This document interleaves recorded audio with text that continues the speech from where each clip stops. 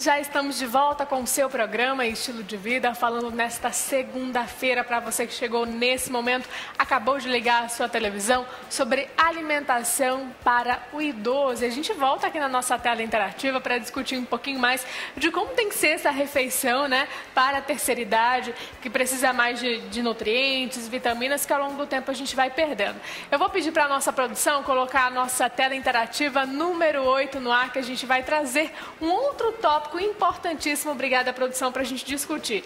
Então essa alimentação também precisa ter leite e os seus derivados, tem cálcio, vitamina D que fortalecem os ossos e articulações, bem como proteínas, potássio e vitamina B12. Então a gente viu que precisa ter bem presente essa questão do leite e os seus derivados, né, David? Justamente. E o leite, né, o leite desnatado, algumas análises químicas mostram que os leites desnatados têm muito mais cálcio do que o próprio leite integral. Então, na terceira idade, em virtude daquele aumento, né, da deposição de gordura, a gente já prescreve, né, o leite desnatado. Faz a substituição do leite integral pelo desnatado, né? Agora, qual seria a quantidade ideal de leite e seus derivados para eles consumirem ao dia? Porque algumas pessoas também acabam exagerando, por isso que contribui para essa reposição ainda mais de gordura, né? Justamente. Como a gente falou anteriormente, né, o intestino, principalmente, ele fica um pouco mais lento, né, e aí o leite que tem a lactose, né, o açúcar do leite, ele começa a provocar alguns sintomas diferentes, né, gases, né, às vezes até diarreia. Então, o leite a gente recomenda pelo menos 3 copos, né? Aquele copo descartável de 180 ml por dia. E aí você incrementar com outros alimentos que têm cálcio. Não somente o leite, não frisar somente no leite. Então, vamos lá. Proteína, o caso das carnes, preferencialmente magras, são boas fontes de proteínas e de ferro, assim como os ovos também. Agora, qual a origem dessa proteína? Bom, a proteína tem proteína de origem animal e proteína de origem vegetal, né? As de origem animal elas são muito mais biodisponíveis, né? O corpo consegue assimilar muito mais. As carnes, né? A gente tem um problema hoje, principalmente com a carne bovina, né? Os animais são criados com antibióticos, né? E aí isso na terceira idade pode afetar até mesmo o funcionamento do intestino. Mas é preciso que o idoso consuma pelo menos 2 porções de carne por dia, né? E também incrementar com as leguminosas, como no caso do feijão, o grão de bico e também alguns vegetais que também têm proteína. Agora, qual proteína? A gente tem a bovina, tem as aves também, tem os peixes aqui da nossa região. O que seria mais indicado para a terceira idade? Pela sua experiência, que tem um contato direto com os idosos, se eles seguem a dieta, se eles não seguem, é um pouco difícil encontrar a proteína ou até mesmo fazer essa substituição? Bom, a carne de peixe ela é mais indicada em virtude dela de ser facilmente digerida, né? A gente também tem um problema do peixe, né? Do pescado, que é um pouquinho mais caro, mas pelo menos umas 3 vezes na semana consumir o pescado. Então a gente deve encontrar um local que saiba nos informar até mesmo da procedência desse peixe, porque assim como a carne bovina, a gente tem que ficar atento também à carne do peixe, porque ele pode comer ração, pode fazer uso de algumas substâncias que podem nos fazer mal, né? Justamente.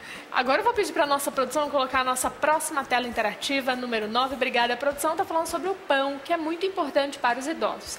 Enriquecidos com fibras, cereais, evitando-se o pão branco, podendo acompanhar as refeições, assim como o arroz e o feijão.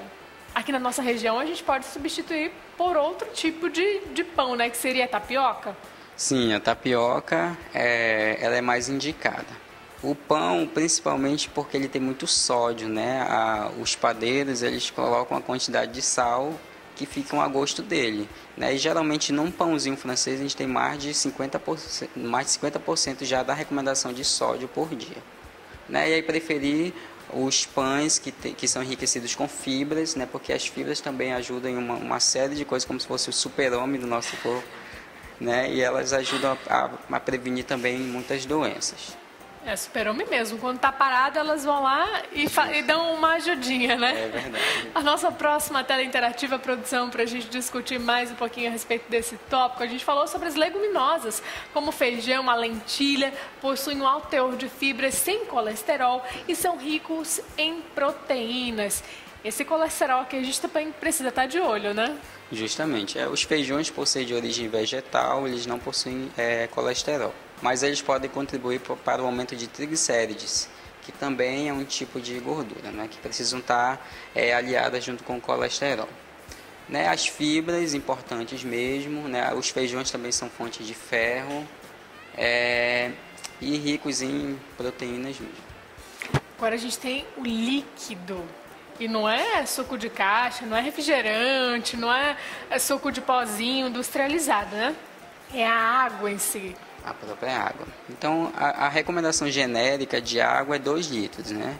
Mas cada indivíduo tem uma particularidade. Então, a recomendação é 35 ml por quilo de peso. Então, você pega o seu peso vezes 35, que vai dar a recomendação ideal de água.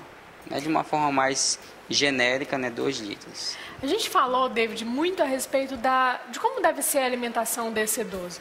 Mas é importante também a gente falar do que não é indicado para a terceira idade, o consumo, que tipo de alimentos ou até mesmo de líquidos, de outros produtos, até mesmo sobre as guloseimas, todos os grupos alimentícios que eles devem ser evitados, principalmente na terceira idade.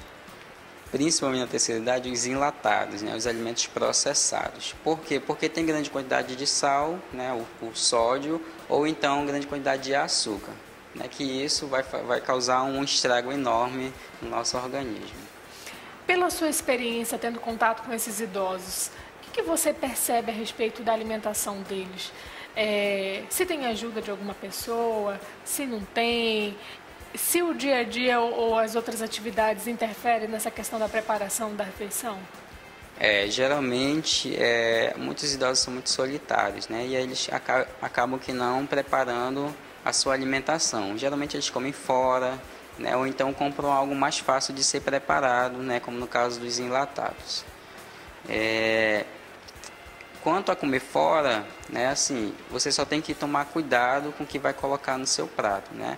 Fazer uma reeducação alimentar, e é isso que a gente faz com os nossos idosos lá. A gente indica quantidades que precisa ser consumida, e aí com o tempo você vai adequando. Agora tem um outro grupo de idosos que também merecem a nossa atenção, que são os idosos acamados. Eles contribuíram tanto para a nossa vida, né? Chega uma hora que eles voltam a ser crianças, se colocam no nosso lugar. Como é que deve ser a alimentação desses idosos acamados, David? Principalmente levar em consideração na consistência da preparação, né? Os alimentos mais pastosos, fazer um purezinho, fazer um arroz mais papa, que é para facilitar até mesmo que eles façam a digestão melhor.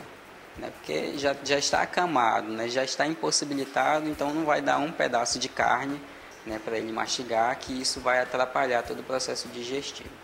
Até mesmo na respiração, né? Dependendo da patologia que ele tem. Agora, é possível colocar essa proteína, essa carne, apresentar para esse idoso acamado? Sim, sim. Você pode cortar ela, né, miudinha, como se fosse iscas, né, iscas menores, ou então pode até mesmo triturar no liquidificador. O importante é que vá a proteína. Apresentar desfiado também, aí Sim. A gente tem um picadinho que já vem todo preparadinho, né? Justamente. Que facilita muito. David, obrigada pela sua participação no programa Estilo de Vida. Gostamos muito do nosso bate-papo. Parabéns a todos os profissionais que participam, são voluntários e participam direto ou indiretamente da Universidade Aberta da Terceira Idade. A gente falou um pouquinho há 2 semanas atrás sobre a programação comemorativa ao longo desse mês. Conversamos com o Dr. Euler Ribeiro, um beijo para ele também. Obrigada, David, e até a próxima. Obrigado, estamos à disposição. E para você de casa, não saia daí, porque daqui a pouquinho a gente vai trazer novidades aqui no seu programa Estilo de Vida. A gente vai entender as mudanças que acontecerão aqui no canal Que é a Cara e a Voz da Amazônia e do Amazônia. Se eu fosse você, eu não sairia daí, a gente volta já.